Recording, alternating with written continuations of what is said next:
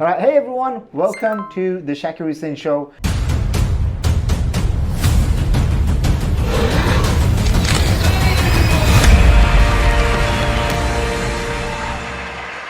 I'm here with Mr. Roland Frasier. I am so excited to have this. As you guys know, I've been going around the world, and this is part of the 500K series, which basically means I've been going around the world for the last 5 to 6 years, and I've spent more than $500,000 into my own education, training, mentorship. And now, on my next stage of my business growth, I'm finding the right mentors that's going to help me get to 9 figures. And so I've interviewed a handful. You've probably seen some of them. And today I'm so excited, Roland, because I've been wanting to do this podcast now for the last 9 to 12 months. And I just attended what I consider the most intensive 2-day mastermind event ever. So firstly, thank you so much, Roland. Thank you. Thanks so much for the 2-day intensive, because I've attended so many different events, but you've packed. Well, I was telling my friend Kieran next to me, I was saying this should have been like a 5-day event, and you could have probably done this over 5 or 7 days. It's going to be 3 events going forward. It'll be 6 days, 3 2-day events. Okay, so, and there was lots of stuff we didn't even get to. Yeah, and it was just absolutely intense. I've never experienced all of that. Well, I've never come across someone that has so much insights on leveraging, on growing, on scaling, on selling. So my first thing is, how on earth, like, what's been that progress for you to attain all of that wisdom and knowledge? Well, 2 things before we start. First, I want to compliment you on your cool shoes. Oh, thanks. And then second, I was thinking, and the audience hopefully will support me in this, maybe you make this $1 million adventure. You give me $500,000 now. For the podcast, and then it's $1 million adventure. Even better, it's twice as good. No, I'm just kidding. Okay, what's the process to accumulating all the knowledge? Is making a tremendous number of mistakes, failing a tremendous number of times, and all kinds of difficult, painful lessons along with the joy and the successes. And I mentioned when you and I were talking earlier, I'm a voracious consumer of information. I think trying to network and get with as many smart people as you can and hang around with smart, successful people who are actually doing things that you can learn from is important, and always being hungry for knowledge that is then put into action. And in terms of, obviously you made lots of mistakes. I got to compliment you on something else, which was, I've never seen a speaker have so much fun because it was almost like every other topic you covered, you went, ha ha ha. I was telling my wife, she goes, does he really laugh like that? I said, yeah, he's got a really weird laugh, and he really seems to enjoy what he's talking about. And so in terms of, we're talking about scaling. Obviously, this event was all about leverage, growth, scaling. When someone is starting out from, let's say, 0 to 6 figures, what would you say is the core skill that they need to develop? And what is the 1 to 2 mistakes that they make that you see entrepreneurs doing? I think the biggest challenge that I see people doing is waiting to get ready, getting ready to get ready, right? Getting ready to do something as opposed to doing something. So it's easy to spend your time doing the easy things, like, especially when you're getting started, like designing a logo and getting your business cards and setting up your corporation or whatever. It's hard to actually get out and make a sale. And so I think that hard activity is the thing that you should do first. They do the easy stuff first, you should do the hard stuff first. Every day they say that you're in the best position to accomplish the most in the morning. Do the hard stuff in the morning, do the easy stuff in the evening. And same thing in your career. Do the hard stuff at the beginning, and then you can focus on the easy stuff. That to me is the first biggest mistake, and the second biggest mistake is being undercapitalized. People go into business and they don't realize how many things that they think are going to go perfectly are not going to go perfectly, and it takes at least enough money to make things go to anticipate some of those failures that are bound to happen. And so why is investing in oneself key? What's the significance, and why would you recommend someone should be investing in themselves when it comes to events and masterminds and leveraging people like yourself so that they can get ahead? Like, what would you say are the main benefits? I think that the insights that you gain from talking to other people help you to multiply the speed at which you're able to develop, both as a business person and as a general human being, so much faster than if you have to do everything yourself. It's as if you had to invent and build all of the things in this room. If you had to make this TV and know how to do that, if you had to know how to make this table, if you know how to make this camera, not alone, let alone work it, right? Yeah. But you get to have the knowledge of many in one sitting when you're sitting in a mastermind with people. You get to have the mentorship of someone who's already made the mistakes and put in the time to have the experience when you are mentored. And you get to take something that has already been honed and optimized and proved to be successful when you use a model. So if you combine mentoring, masterminding, and modeling, then to me, you are harnessing the knowledge of thousands or millions, and you're compressing the experience curve that you would otherwise have to take and invest your time in into such a finite period. Whereas if you didn't do that, it could take you years, or you might never learn it all, right? And you guys should just rewind and watch that part just again. In terms of when you were starting out, and this was probably only 10 years ago. I'm only 25, so let's see, that was... No. So when you were starting out X amount of years ago, what was the mistakes that you made? And then when you made that mistake, how did you overcome it? Mentally, psychologically, what was the process?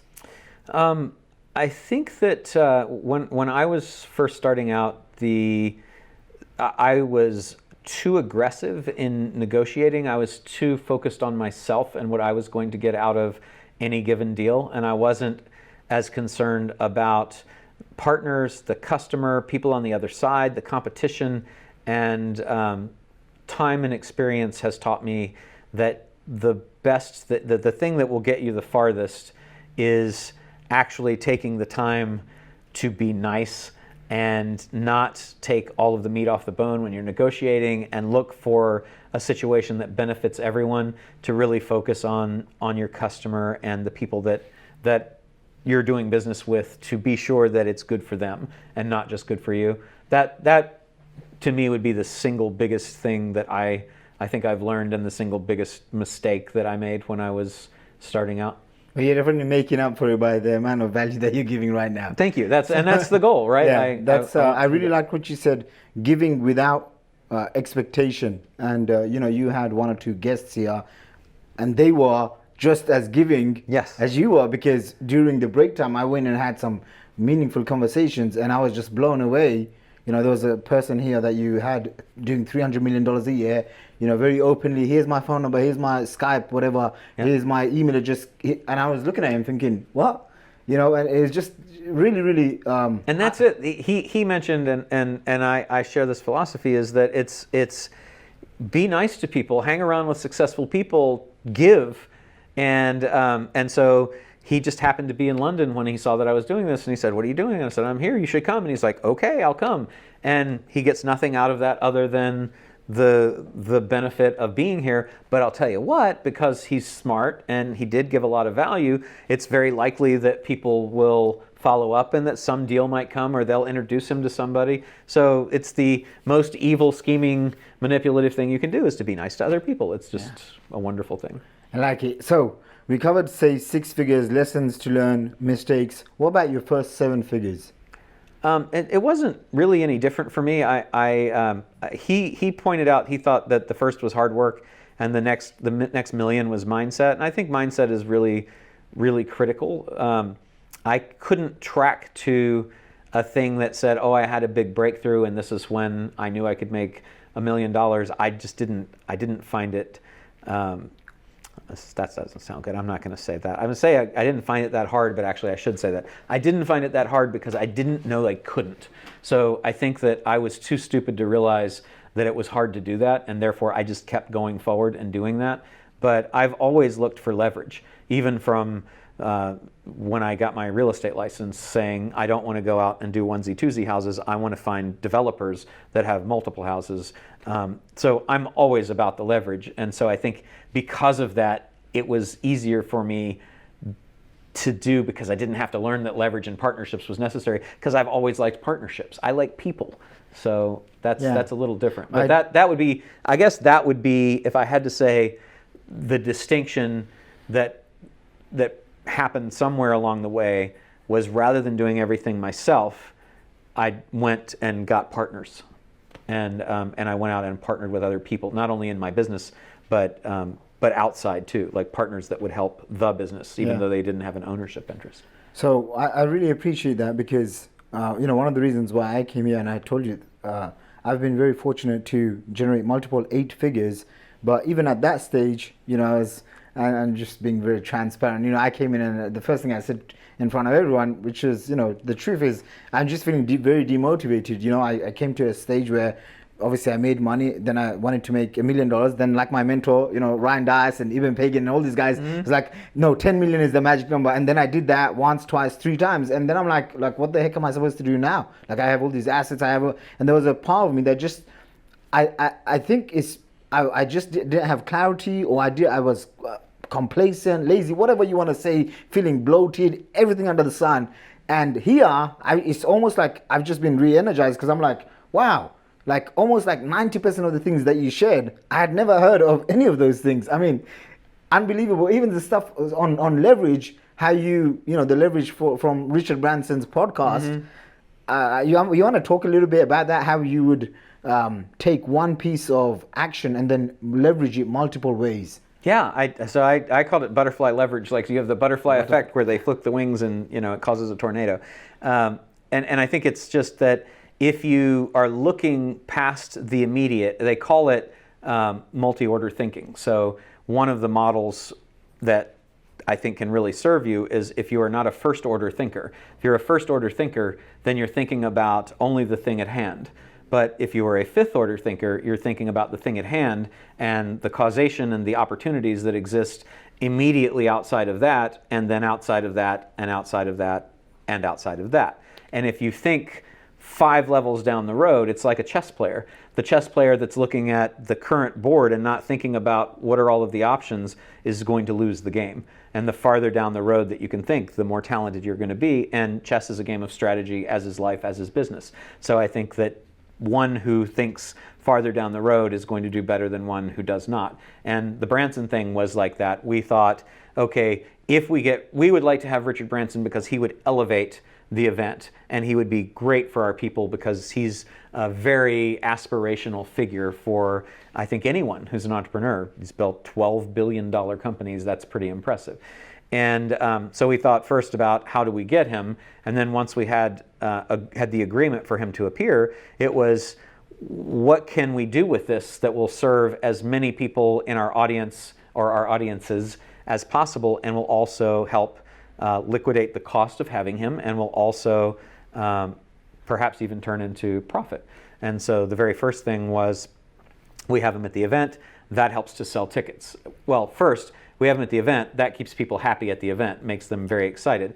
The second thing was that it'll probably help us sell tickets. The third thing was, if we know that it might help sell tickets, how can we specifically have it do that? And that was by having everyone sending out a picture with the speakers that were speaking, and Richard Branson and the other speakers underneath them, saying that these people were a featured speaker, and then they would be on stage clearly with these amazing people. That made everyone say, oh, we should send that out again. That was 7 figures plus of additional revenue for us that we know specifically we wouldn't have gotten had we not had Branson there. Then we said, okay, what's going to happen? How is that going to be executed? And he likes to be interviewed more than he likes to just give a speech. So we decided, I have the podcast, Business Lunch. I'll interview him for that. And then we'll do that as an interview, not just at TNC, but an interview for Business Lunch on the podcast.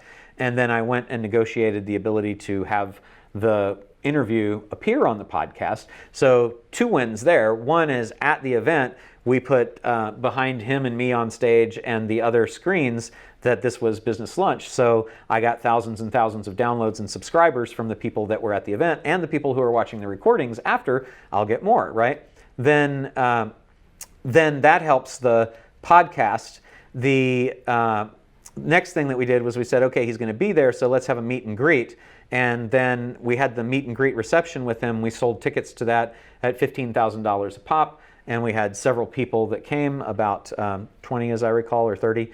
and that generated tremendous income and actually generated enough for us to pay the donation to Virgin Unite, which is what's required to have Sir Richard Branson come out, and then just looking at like all the ways down the road from there that we could monetize and benefit. And obviously then having him there, we get to use that on the podcast. We've had Richard Branson as a guest on the podcast. Well, that makes other people want to be on the podcast. We've had Richard Branson at our event. That makes other people who are famous want to come to the event. It's just orders of thinking down the road from the very first thing. Hey, let's just have this guy talk. Yeah. Right? Actually, that was one of the big takeaways I got from here as well, which is, how do you take an action today and then think 5 steps or 10 steps, and in this case you can leverage this for the next 5 or 10 years. Yes. Because now you're duplicating your model and buying up other events companies, which we should talk about, because I have an events company and I'm more than open for a deal somewhere down the line. We've done over 150 events and masterminds all over the world in all the different countries, and but I never utilized celebrities like you were talking about. And I was just thinking to myself, whoa. And then I nudged Kieran. I think he got quite a few nudges next to me. I was thinking to myself, are you kidding me? Sponsorships. I've never sold sponsorships to my events. And I was like, that's like two things I could do to easily add at least $1 million to $3 million minimum on these events. So we liquidate the entire cost of our event with our sponsors. So every ticket sale then is profit. Yeah, and I was really shocked. I thought you would have 200, maybe 300 sponsorships. You said you have 5,000 or something? We're a little over 5,000 in our pipeline. So our pipeline is the number of sponsors we have relationships with that we're reaching out to for all of our different events. So that is that's very attractive to an investor. And you talked a lot and you showed endless case studies, which was just absolutely fab, as to how you're taking companies, sometimes selling them and buying companies for $0 of your own money. If you could say, what would you say are the top 2 to 3 components? You talked about MRR and ARR when it comes to selling the business. Because a lot of the times, when we get into business, I personally did, for the first, I'd say 9 years, maybe before coming into your world, probably, only the last year, I was like, okay, I need to actually learn about exiting because I've got a amazing cash flow business and it's healthy in millions of dollars in profits, but it's me. It's not like someone's going to come and say, hey, I'll give you 5 or 10. And in your case, you're talking about I will 50. give you $5 or $10 for it right now. Oh my gosh. No. Cash money. I have it on me. No, but you were talking about 10x, 14x, which is just absolutely incredible. So what does it take for someone who's running a cash flow business, they're influencer, guru, thought leader, expert, blah, blah, blah, and you're going to advise them? What would you say are the top few things that someone needs to be focused on? In terms of exiting a business? Yeah. The very first thing I think is that the business can't be you. You need a brand that is independent of yourself. A lot of people start out a business, particularly in if they're speaking or training on something or e-learning, that it's their brand. So Tony Robbins is the brand with Tony Robbins, right? That's a challenge. And how do you build a brand outside of yourself? That's the very first thing, to be sure that you actually have a brand that sits outside of you. Then you have to imbue it with a personality. And we have a process for doing that called the Character Diamond that develops the brand to actually have the same attributes that a character in a movie would have. And we know that there are 4 different points for a character in a movie to be a successful character. They can't be perfect all the time. They have to have a fault. They have to have something they'll live or die for. They have to have a quirk, right? That's what makes a character interesting and multidimensional. And so that, I think, is important. Then having a culture is becoming more important. Developing a customer experience is very important. Having a competitive advantage that creates a moat that stops other competitors from being able to come in. Having a unique value chain that delivers value to the customer throughout. And then you get into kind of nitty gritty. It's better if you have good accounting and good legal, so that the documentation, there's commercial due diligence, legal due diligence, financial due diligence, CDD, FDD, LDD, right? You've got to have, you're going to go through that when you sell. So knowing that that's coming, you need to have your act in order going in. So your entity documents formed and up to date, your employment agreements, all that sort of stuff. No litigation, taxes filed, proof that taxes are filed. taxes filed accurately, financial statements, preferably audited, but if not audited, reviewed.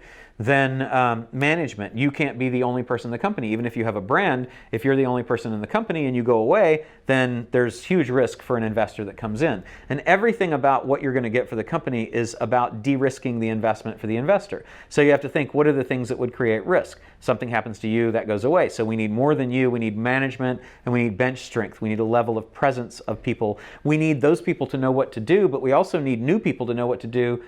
So SOPs, standard operating procedures, should be in place. Processes should be in place.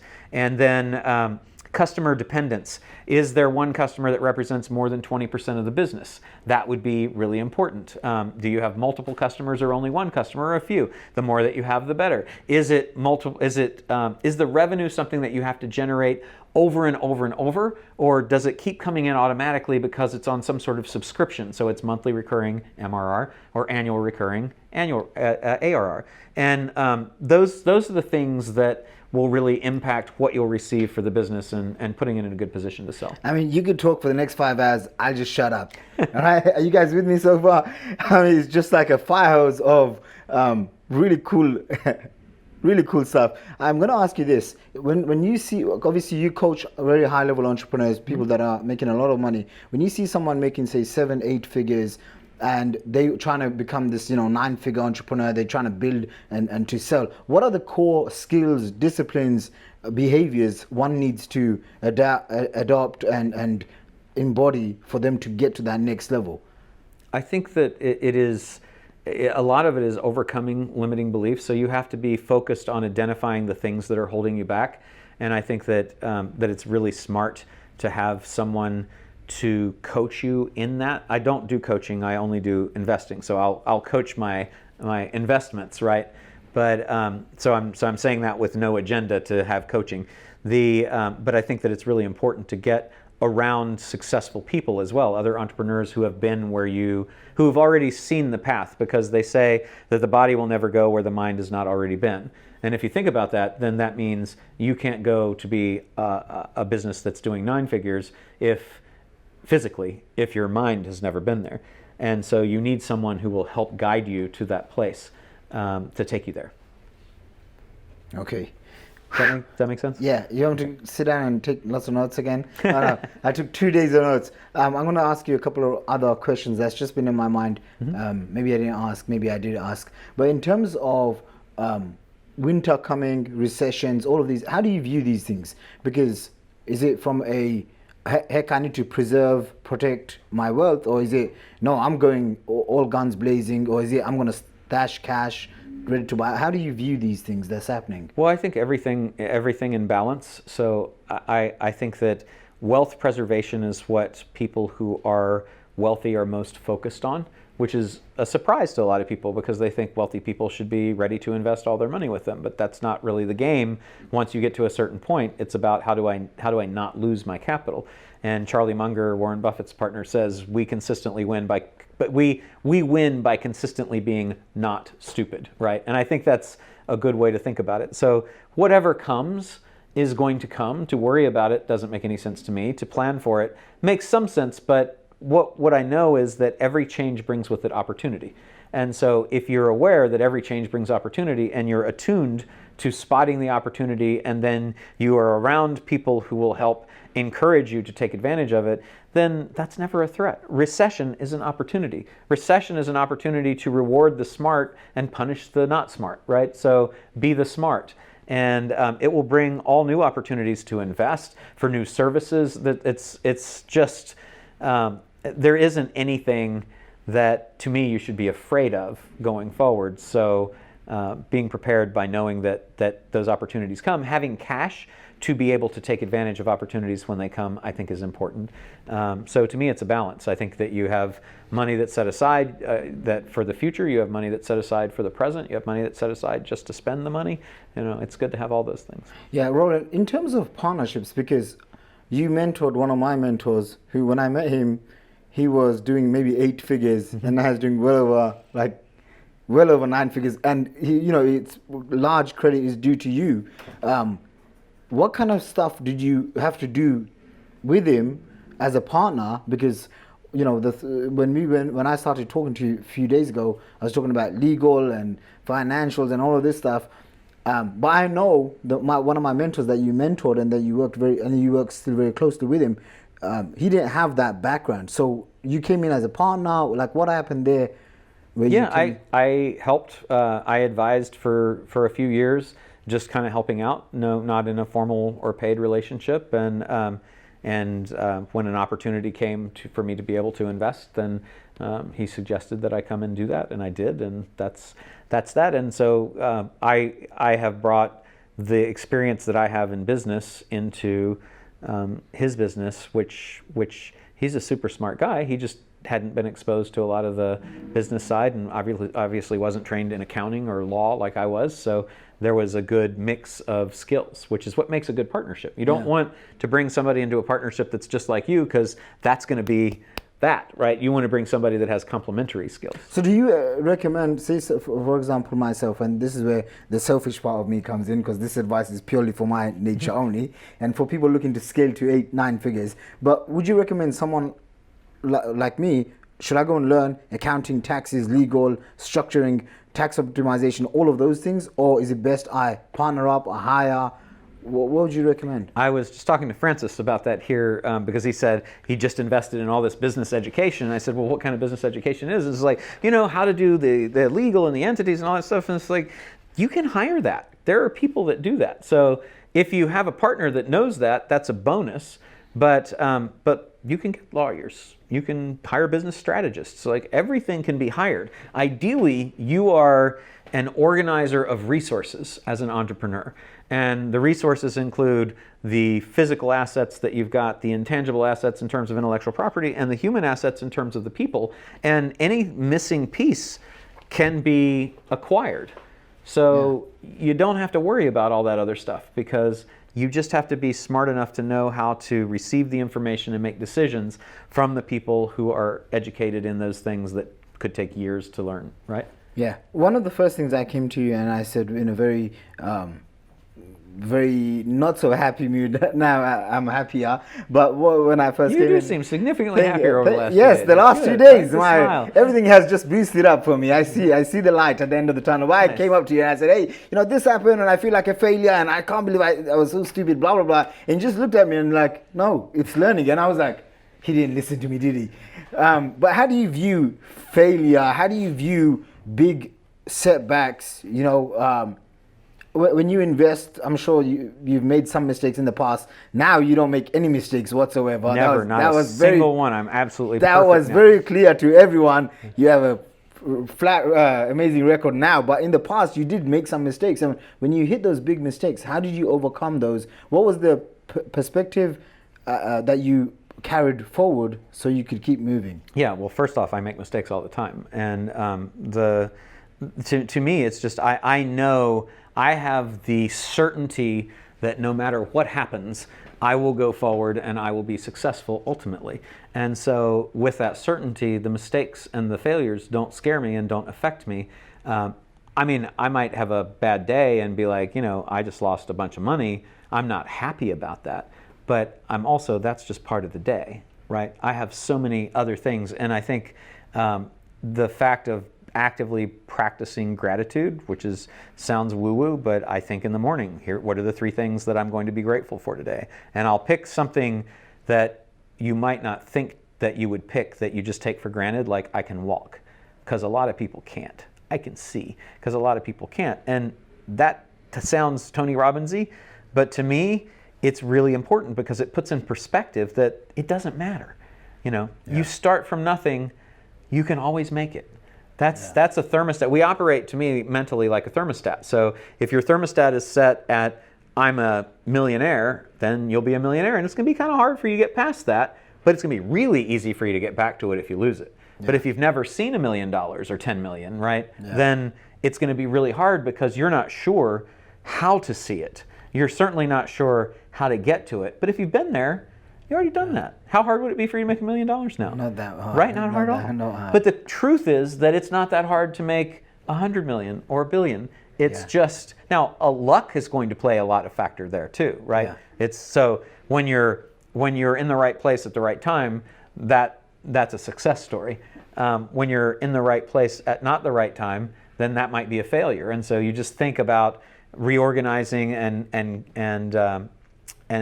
recommitting to do the things that you know will bring you to the success, and you'll always get there. Yeah, these 2 days has helped me recommit. That's so cool. Recommit myself as a diehard entrepreneur. So I love it. I do want to say thank you. I do have a couple of friends here. Do you guys have any questions, any personal things you want to ask? You know how Roland is. He said he'll answer anything. Kieran, any questions? I wouldn't say questions, but I would again say thank you for the past 2 days. Oh, you're welcome. It's really kind of expanded my thinking, and yeah, really amazing 2 days. Yeah. Fantastic. Yeah, we got a couple of guys behind. They're just dancing up and down. Yes. I'd say the same. It's like really opened my mind. Like this was like the block I've always had, because like I said, we know marketing, we know sales, but we never know the business side because we never studied it. We just came across marketing, so it's good insight and looking to develop it more. So thanks again. You're welcome. Yeah, you know, I was outside. I was talking to Alt here on the camera, and I was like, if I knew this 5 years ago, I'd be at least like $10 million, $20 million cash richer. I'm like, where the heck has Roland been all my life? But so thank you so much. And this my is pleasure. super important that, you know, because even in today's marketing world, business world, everyone's so obsessed with like Instagram and looking perfect and all of this stuff.